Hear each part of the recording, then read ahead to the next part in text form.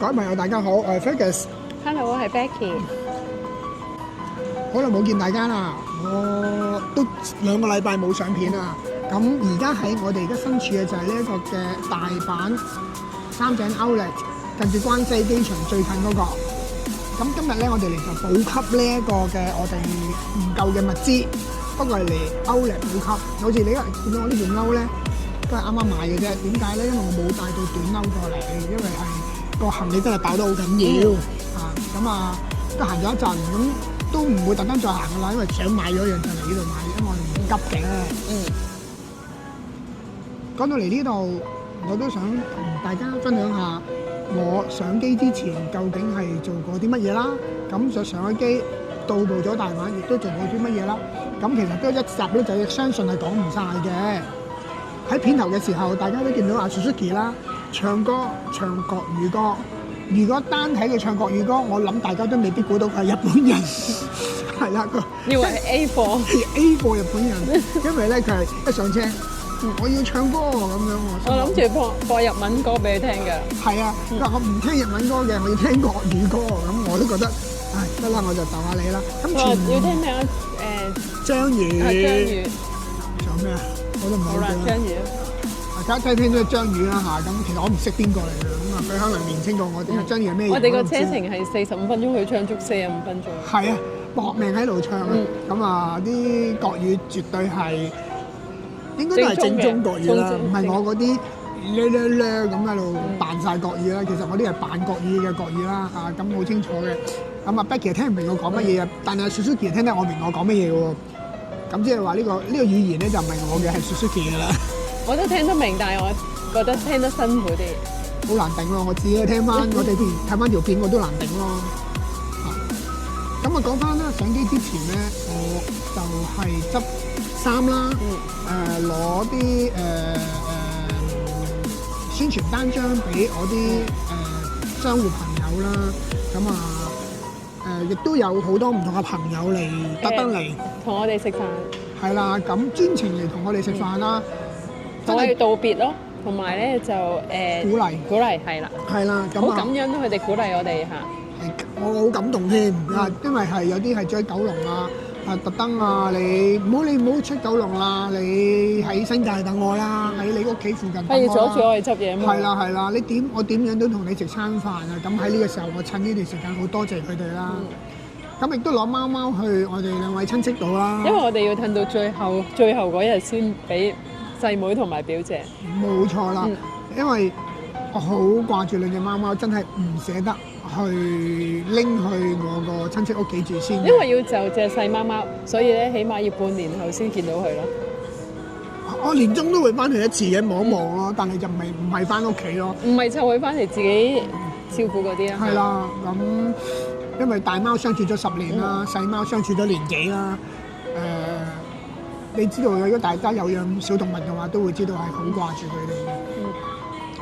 咁啊講到啦，我哋上機啦，咁都有6件大行李，每一件咧都好重，但係都帶漏嘢，一定帶漏啦，點會帶唔漏啦？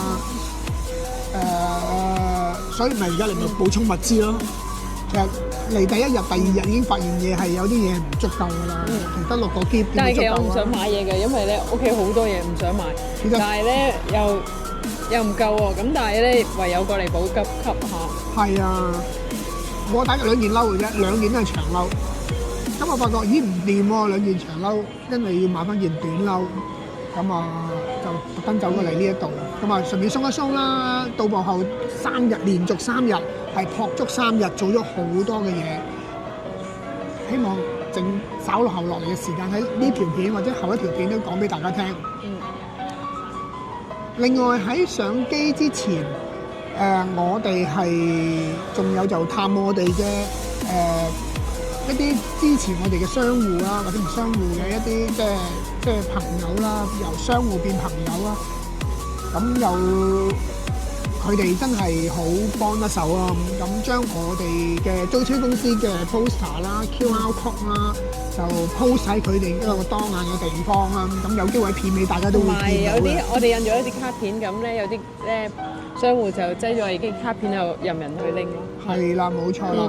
咁佢都好幫得手啦，不斷同我 share 出去啦。咁好開，真係好感動嘅，因為佢哋真係全力去支持我哋去發展呢個生意嘅。希望大家嚟緊嘅時間，如果嚟大阪嘅話咧，都揾下我哋啊，當支持下我哋啊，係咪？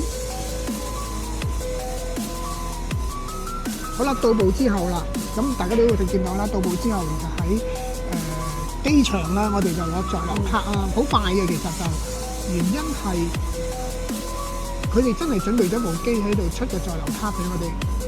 之前咧，我哋去旅行咧就用呢一個嗰個咩網站咧 Visit Japan 嗰個網站攞 QR code 啦，咁用 QR code 嘟兩下就過咗境咁樣啦。不過唔係，我哋都好似有問過行政書士啊，佢話照好似普通我哋去旅行咁樣用 Visa， 即係普通咁樣過關。係啦，冇錯啦，就好似普通咁樣去過境嘅。咁但係原來去到咧就原來唔係個 QR code 仍然係要用嘅，個 QR code 仍然係要用嘅，就係邊一個環節用咧？就係過海關嗰陣時用嘅。但係如果過人過嗰個咧就唔識用㗎啦。佢一定要對文件啊。係文件啦，佢有份 COE 俾我啦，咁嗰份 COE 就要用啦，我印咗出嚟就要用啦，跟住填一份資料啦，就係嗰份以前我哋入開境咧嗰份咩色啊啡啡地色嗰份嘢啦，我就要填好嗰份表，入呢一個嘅辦事處，即係嗰個檢查嗰度，跟住佢就再俾翻個 passport 佢，因為 passport 已經黐咗個 visa 喺度啦嘛，但係個程序好快嘅啫。佢就即時出咗張在留卡俾我哋㗎啦，已經係咁啊！當其時係第一步，咁到第二日就真係正式我哋嘅開始啦。開始係咩咧？開始去做我哋喺日本要做嘅第一件事，係咩事咧？就係見我哋個朋友，就係見我哋嘅朋友 Suzuki Daisuke啦。咁啊，呢個同學咧，我認識佢30幾年㗎啦，9幾年已經認識佢㗎啦，已經係。咁啊，開始嘅時候喺香港認識佢嘅，大概我認識佢到佢離開差唔多5年嘅時間啦，喺香港。佢同我，如果有啲朋友聽我啲頻道或者係其實本身係個朋友嚟㗎啦，佢都會知㗎啦。佢喺香港咧，我帶佢去踢波，佢犀利。其實一個日本人其實嚟到香港冇朋友啦，咁我就同佢傾偈啦。其實即係傾偈啊！我國語唔叻㗎，不過佢知我講乜，佢好聰明㗎，睇樣都知。佢話：聽5成都知我講乜嘢啦咁樣。佢踢波啦，咁啊識咗我太太啦。咁識咗我太太之後，我太太家人佢認識啦。咁我哋做事都會嗌埋佢上嚟，因為只係一個人啊嘛，孤零零啊嘛。咁我哋就當佢親人咁都嗌埋一齊上嚟去食飯嘅。係真係親人嗰種喎，係邊種親人咧？佢跟埋我哋去拜山喎。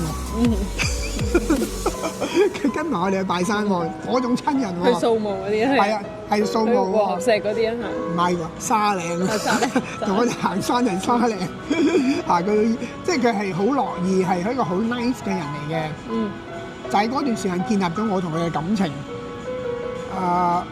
因為我咧本身喺家庭裏邊咧係獨子嚟嘅，係冇兄弟姊妹嘅。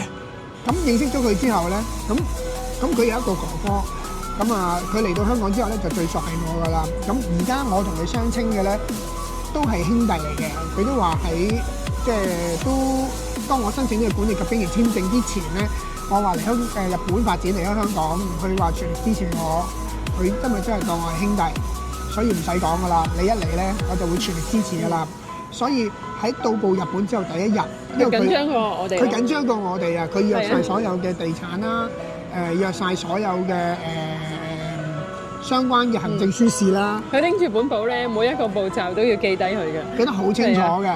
佢要知道，因為佢嚟到嗰陣時咧，其實我同我個行政書士已經講咗噶啦。佢嚟到之後咧，或者我到埗之後咧，我係需要做啲乜嘢，佢要一咁樣去安排晒。我一定要每一樣項目，我一定要做咗佢，我先做到其他嘅。好簡單講一句，我要開公司。其實開個公司唔係話開，原來要做個印嘅。原因要做個印章嘅。咁做個印章咧，都有個規格嘅。呢個印章係俾你去開銀行啦，同埋有限公司啦、株式會社啦，係個規格嘅，就16.5mm。唔係求其買個印就得，可能你去旅行嗰陣時都會見到啲公司咪有個原印啊，咁啊俾啲人啊做係一個安全接用啊，唔得，公司係有一定嘅規格，一定要去做，唔啱係唔收嘅。咁佢陪我去揾啦，其實都好緊張啊，成個時間都，因為冇呢個印章，其實所有嘢都做唔到嘅。做呢個印章，去初時候咧，我住嘅地方喺田在夜市啦，嗰啲鋪頭要14日。但係佢一路幫我揾啦，就揾到一間2日連埋速遞3日內收到，已經爭好遠啦。咁變咗咧，你做嘢可以快好多，快7日去完成咯。冇錯。其實呢一個咧係我深深體驗到喺日本同香港真係完全唔同嘅，真係好似打仗咁嗰3日。咁嗰3日做咗做嘅嘢咧，其實喺一條片裏面真係講唔晒嘅。喺呢段時間裏面，我真係好多謝佢全力咁幫我。我喺日本其實係用香港嘅經驗咧，係完全冇作用。咁而家佢未得閒上鏡啦，咁佢都話會上鏡嘅。其實即唔係偷影嘅，佢都影咗啲，佢 OK 嘅。咁啊有啲食飯啊各樣啊，咁喺呢個片裏面咧，大家都會見到嘅。咁嚟緊嘅時間，我喺將來片裏面咧好多唔同嘅景點介紹啦，又或者係帶大家去邊一度睇嘢啦，佢都會參與嘅，因為呢啲係自家人。如果有時間，佢會參與啦。係啦，多數佢嚟得到嘅話，都會一定會參與嘅。佢會介紹俾大家。有啲地方佢都講明啊，呢啲咧就係一般旅客去嘅地方，呢啲咧就係一般搭車去嘅地方。佢揀嗰啲咧就唔揸車去唔到嘅地方，佢就話因為佢想俾自駕遊嘅朋友一齊去咯，一個新嘅體驗。因為原來揸車真係去到某個地方，因為佢嘅經驗真係好夠嘅。原因係佢住喺呢一個靜岡市。係咪靜岡市？唔係靜岡市，靜岡縣島田市裏面嘅。佢曾經係揸過架車上仙台去睇地震嘅現場啦。其實好早㗎啦。咁我問佢點解會夠膽嘅輻射啲？我都唔生㗎啦，有乜所謂？我都唔知點解咁膽喎。我又唔係問佢其他。不過佢個背景咧就係佢屋企人係爹哋係做環保生意咯。係啦，佢亦都會有機會帶大家去到佢嘅爹哋嘅工廠睇下個過程啦，環保生意其實個中轉係點做啦。佢屋企嗰個公司咧係同日本好多縣嘅政府去落呢一個投標去做呢個環保嘅生意嘅。我2003年嗰陣時去嘅時候咧，我真係坐佢架車。建立我對自駕遊嗰個種子就係咩咧？同埋佢仲有做埋農業生意嘅，係種茶葉嘅。種茶葉啦，會帶我哋去嗰個茶葉園啊。係啦，啲茶葉園啦，其實真係好多，其實多到我都一時三刻講唔晒。總之佢一講到自駕遊，佢都好興奮，因為佢都好中意揸車嘅人。佢係會嚟緊嘅時間，會帶佢睇佢哋屋企嘅農田啦。佢話都會係安排或者係計劃緊，就係話將個農田拎出嚟公開，俾啲旅客啊，或者係我哋安排啲香港嘅人啊，係參與裏邊嘅一啲原來喺日本點樣去種茶葉，去親身去體驗1日啦。原來個農田係咁樣啊！原來啲日本人喺農地裏邊咁樣去工作啊，咁樣佢都接受咗我嘅意見嘅。咁喺呢方面咧，慢慢我但係就唔係咁快去安排咯，係啦，因為好多嘢要搞，可能幾個月之後或者半年之後咯。係啦，逐步做啦呢一樣嘢，因為真係搞唔到咁多一時三刻。即係我亦都想盡快落一腳之後咧，一同大家見面啦，大家嚟同我租車嘅時候咧，有一個最適合大家嘅行程可以推薦俾大家啦。去一啲只有Suzuki Daisuke佢係帶到你去嘅地方啦。我哋真係入唔到嘅，有啲地方係佢先入得到嘅。甚至乎我喺佢屋企，係佢帶我參觀下佢屋企裏面啊，佢屋企有個神社嘅地方啊咁樣。都係好，原來都好家庭化嘅，咁呢啲生活都一去呈現俾大家睇下嘅。喺呢一度，多謝大家睇我呢個頻道。將來嚟緊嘅時間，第一樣嘢 subscribe、like 同 share 我呢個頻道。我亦都好希望行走大阪見到大家，同我租車。拜拜，拜拜，到時見。到時見。